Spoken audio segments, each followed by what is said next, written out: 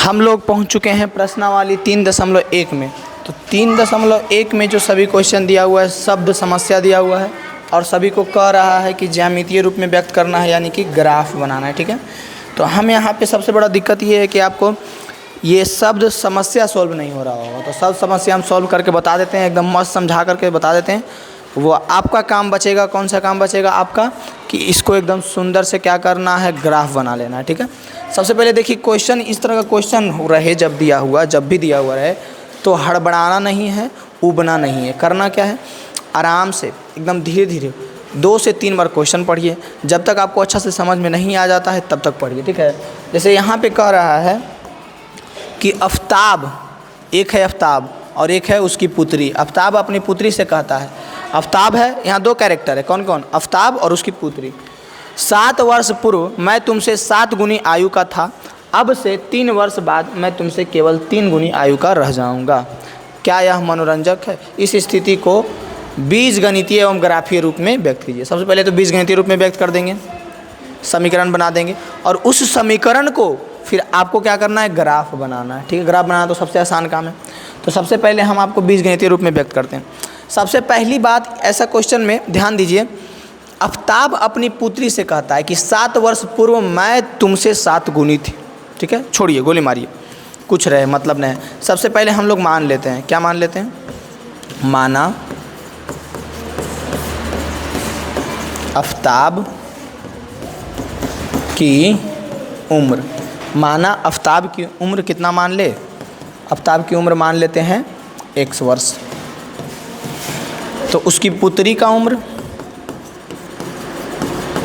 उसकी पुत्री का उम्र, तो उसकी पुत्री का उम्र मान लेते हैं y वर्ष।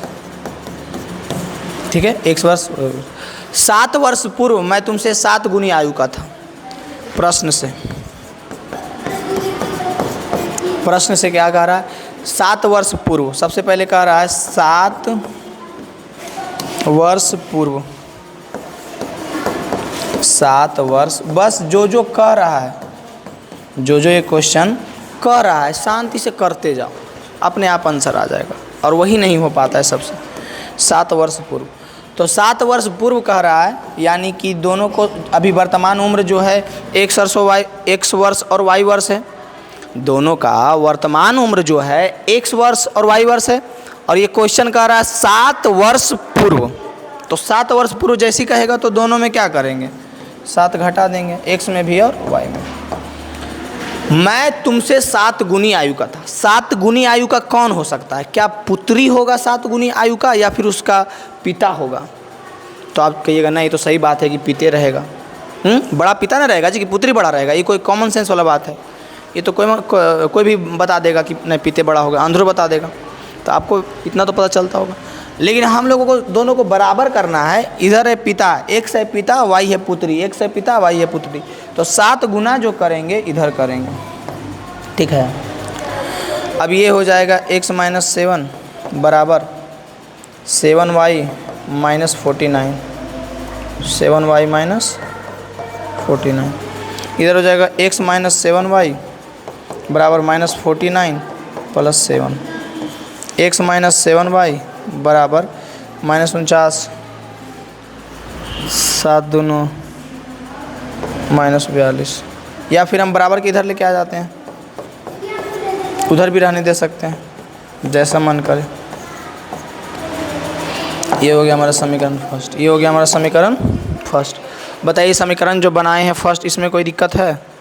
समीकरण फर्स्ट जो बनाए हैं इसमें किसी प्रकार का दिक्कत? अब पुनः क्वेश्चन में जो कह रहा है वहाँ आ जाइए। पुनः प्रश्न से फिर एक बात कह रहा है। पुनः प्रश्न से क्या कह रहा है कि अब से 3 वर्ष बाद, अब क्या कह रहा है, 3 वर्ष बाद। क्या कह रहा है, 3 वर्ष बाद। क्या कह रहा है, तो 3 वर्ष बाद। 3 वर्ष बाद मैं तुमसे केवल 3 गुनी आयु का रह जाऊंगा। उसका वर्तमान वायु x, वर्तमान वायु y। 3 वर्ष बाद यानी कितना जोड़ना है, 3 जोड़ना है। दोनों में कितना जोड़ना है, 3 जोड़ना है। 3 वर्ष बाद 3 गुनी आयु, तो 3 गुना आयु का कौन होगा जी? पिता होगा कि पुत्री होगा, तो गधा वो बताएगा कि पिता ना 3 गुना होगा। तो पिता 3 गुना होगा, लेकिन हम लोगों को बराबर ना करना है, तो बराबर करना है तो किस में करेंगे, पुत्री में करेंगे। x प्लस इसको करो 3y plus 9, x minus 3y बराबर 9 माइनस 3, x माइनस 3y बराबर 6। ये हो गया समीकरण सेकेंड। ये हो गया हमारा समीकरण फर्स्ट, ये हो गया हमारा समीकरण सेकेंड। दोनों का यही हो गया बीज गणितीय रूप। यही क्या था, अभी जो पीछे आप लोग देखे यही क्या था, बीज गणितीय रूप। अब आप लोगों का काम है जो बीज गणितीय रूप निकाले थे उससे क्या करना होगा, ग्राफ बनाना होगा। ठीक है, तो वो काम जो है आप लोगों का है, मेरा काम वो नहीं है। और ग्राफ बनाने के लिए अगला क्वेश्चन में हम आप लोगों को बता देंगे। ठीक है,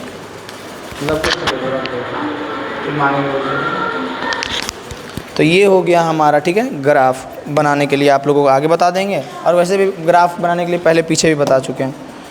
अब अगला क्वेश्चन का रहा है, क्रिकेट टीम का एक कोच, क्रिकेट टीम का कोई कोच है जो 3900 में 3 बल्ले तथा 6 गेंद खरीदता है।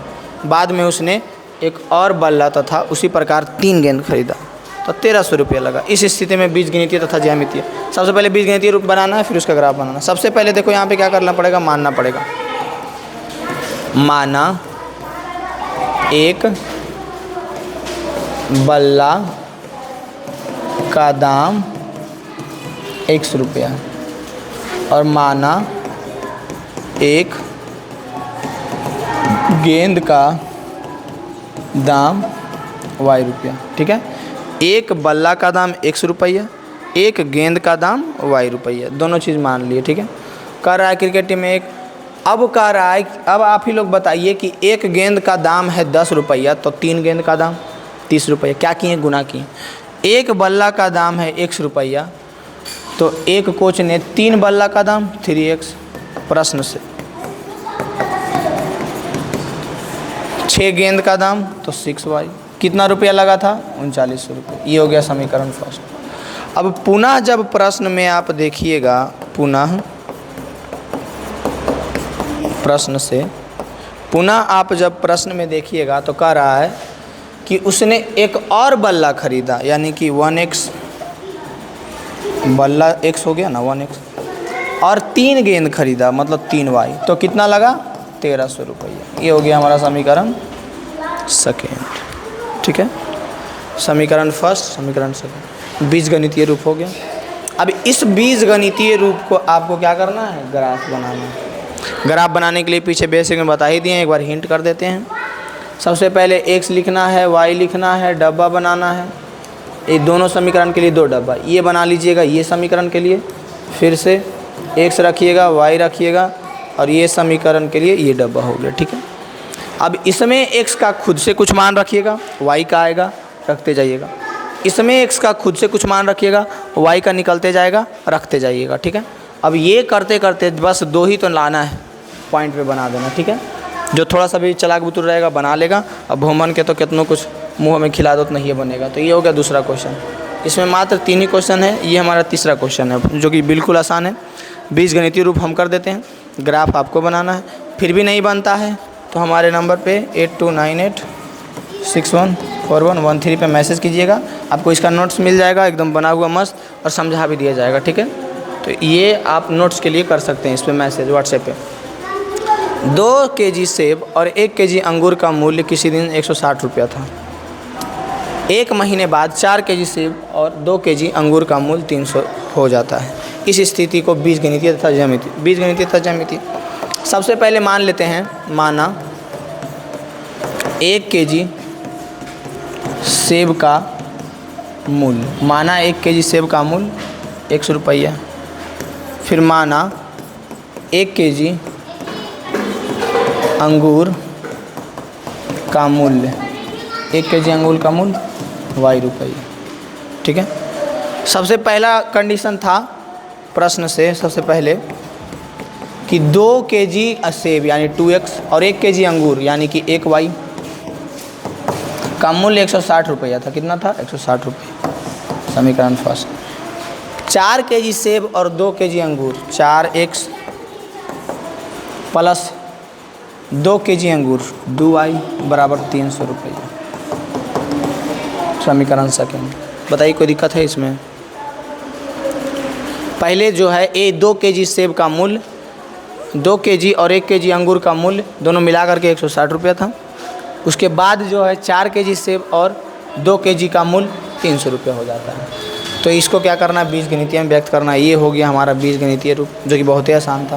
क्या करना है, डब्बा बनाना है इस तरह से, एक्स वाई, ठीक है। डब्बा बना लिए, एक्स का कुछ मान रखिएगा, वाई का कुछ मान आएगा, एक्स का कुछ मान रखिएगा, वाई का कुछ मान आएगा। आराम से ग्राफ बना लीजिएगा। बताइए कोई दिक्कत है इसमें? बताइए। सबसे मेन प्रॉब्लम पता है स्टूडेंट लोग को होता है कि जो शब्द रहता है उससे वो समीकरण नहीं बना पाता है। तो सबसे बड़ा जड़ तो यही था, तो ये सॉल्व कर दिए। बाकी थोड़ा सा भी आपके पास दिमाग है तो आप बना लीजिएगा, और नहीं दिमाग रहेगा तो वो जो बताएंगे अगर बाधों नहीं बनेगा। ग्राफ वाला आपको बेसिक वाला वीडियो देख लीजिए, वैसे ही ग्राफ आप बना लीजिएगा एकदम सुंदर से। हमारा 3.1 हुआ।